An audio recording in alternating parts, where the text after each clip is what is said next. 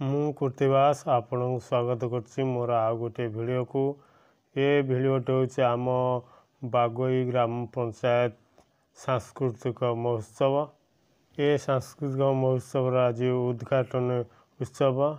ମୋର ଅନୁରୋଧ ଭିଡ଼ିଓଟାକୁ ସମ୍ପୂର୍ଣ୍ଣ ଦେଖିବେ, କମେଣ୍ଟ ବକ୍ସରେ ମତାମତ ଜଣାଇବେ। ଚାଲନ୍ତୁ ଭିଡ଼ିଓଟିକୁ ଷ୍ଟାର୍ଟ କରିବା। सुशांत कुमार साहू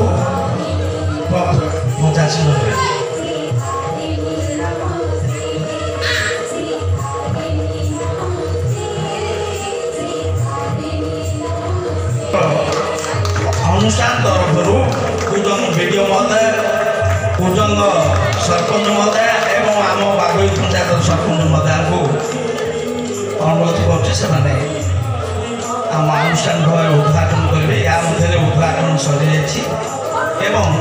जापर मु समस्त अतिथि मानक मंचासीन हाँपाई नवेदन कर मंचासीन होगापर आम प्रदीप प्रज्वलन एवं किसी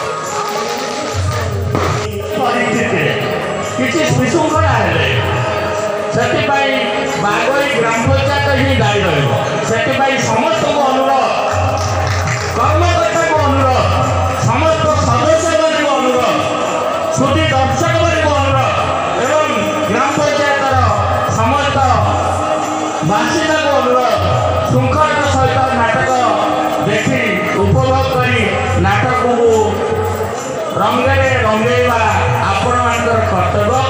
एथपाई मु अनुरोध करुँची आपण मैंने समस्त को सहयोग करेंगे। विशेषकर ये अनुष्ठान जो मैंने युवपीढ़ी आगे नहीं से आपण मैंने सहयोग करेंगे। ये कहीकि मोर वक्तव्य सांस कर एवं सर्वशेष गोटे कथा कही ब्रजबाबू और नीरबाबू और विजय ये कि अनुष्ठान अंचल कर्तव्य। ये अनुरोध करी मोर वक्तव्य सांस कर। जय हिंद, जय जगन्नाथ, जय जगन्नाथ, जय जगन्नाथ।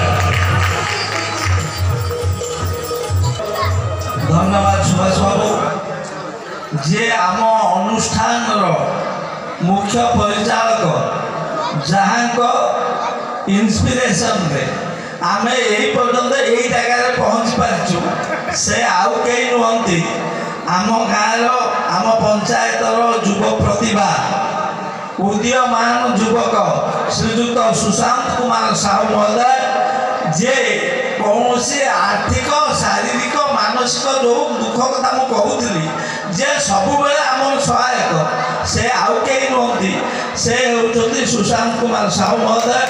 मुझे वर्तमान अनुरोध करी से आम मांडिया राघवपुर जो टीम आसदेशक एवं सभापति को आह्वान करेंगे। ये मंच उपर संबर्धना कलापर आम सभा कार्य सारिबा। सुशांत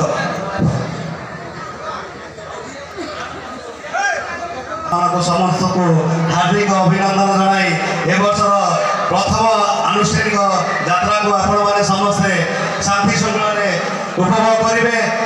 आपण तो जो जानी ये जो बात्या आसला मंच हम कि नहीं आम परदिन अलरेडी बंद करते यात्रा आम करना कि जाओ प्रभु बड़ बाबा आशीर्वाद आम मानक आपण मानक आज मंच उपस्थित रखी से बड़ बाबा आपण मैंने एक संगे हरिबोल एवं हुड़बुड़ी दिंतु जे कि अनुष्ठान दीर्घायु जीवन हो। धन्यवाद। मु बर्तमान आम टाइम तो हो आज नाटक जे निर्देशक मुझे मंच को डाकुँ। ମାଣ୍ଡିଆ ରାଘବପୁର ନିର୍ଦ୍ଦେଶକ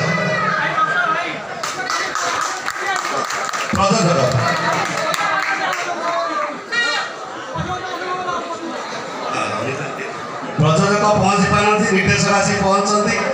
ଆଜିର ନାଟକ ଯେଉଁ ଆପଣ କରିବେ ଏହା ବିଷୟରେ ଟିକେ ଆପଣ କିଛି କହିବେ। ସଭାପତି ମହୋଦୟ, ଉପସ୍ଥିତ ମଞ୍ଚାସୀନ ସମସ୍ତ ଅତିଥିବୃନ୍ଦ ଏବଂ ମଞ୍ଚ ତଳେ ଉପସ୍ଥିତ କଳାପ୍ରେମୀ ଦର୍ଶକ, ମୋର ଦର୍ଶକ ଦେବତା ସମାଜ, ଆପଣମାନଙ୍କୁ ଅନେକ ଅନେକ ପ୍ରଣାମ। ମୁଁ ଈଶାନେଶ୍ୱର ସାଂସ୍କୃତିକ ପରିଷଦ ମାଣ୍ଡିଆ ରାଘବପୁର ଯେଉଁ ନାଟକ ଆଜି ମଞ୍ଚସ୍ଥ କରିବାକୁ ଯାଉଛି, ଭାଇ ଭଉଣୀର ନୂଆ କାହାଣୀ, ମୁଁ ହେଉଛି ତା'ର ନିର୍ଦ୍ଦେଶକ। ମୁଁ ସେଇ ଗାଁର ପିଲା, ସେଇ ଅନୁଷ୍ଠାନ ସହିତ ଜଡ଼ିତ। ମୋର ଅନୁଷ୍ଠାନର ଅନ୍ୟ କଳାକାରମାନେ, ଯେଉଁ କଳାକାରମାନଙ୍କୁ ମୁଁ ସବୁବେଳେ କହି ମୋ ଅନୁଷ୍ଠାନର ପ୍ରତ୍ୟେକ କଳାକାର ଜଣେ ଜଣେ ଛୋଟିଆ ଛୋଟିଆ ନିର୍ଦ୍ଦେଶକ, ସେମାନେ ମୋତେ ସାହାଯ୍ୟ ସହଯୋଗ କରିଛନ୍ତି। ଏହି ପରିପ୍ରେକ୍ଷୀରେ ମୁଁ ବହୁତ ଧନ୍ୟବାଦ ଦେବି, ଅନେକ ଅନେକ ଧନ୍ୟବାଦ ଦେବି ମୋ ଅନୁଷ୍ଠାନର ଜଣେ ଆଗଧାଡ଼ିର କଳାକାର ଶିବପ୍ରସାଦ ସ୍ୱାଇଁ।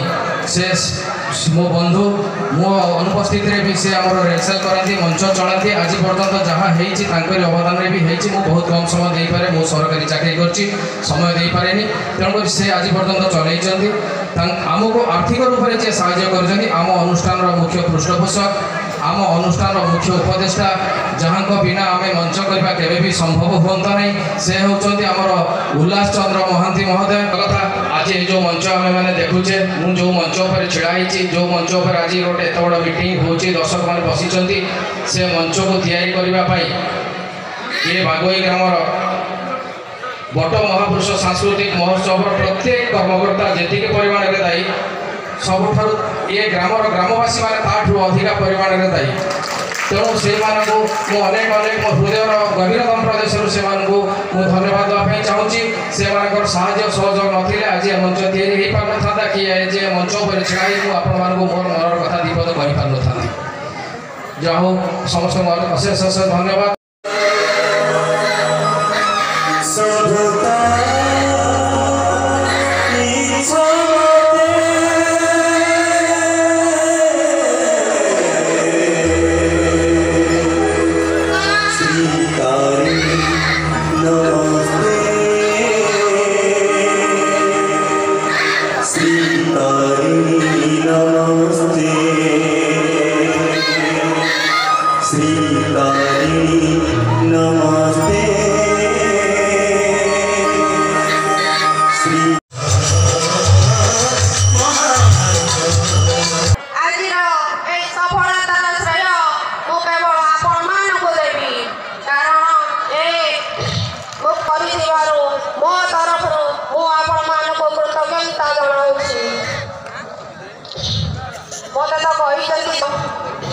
ବିଭିନ୍ନ ସାଂସ୍କୃତିକ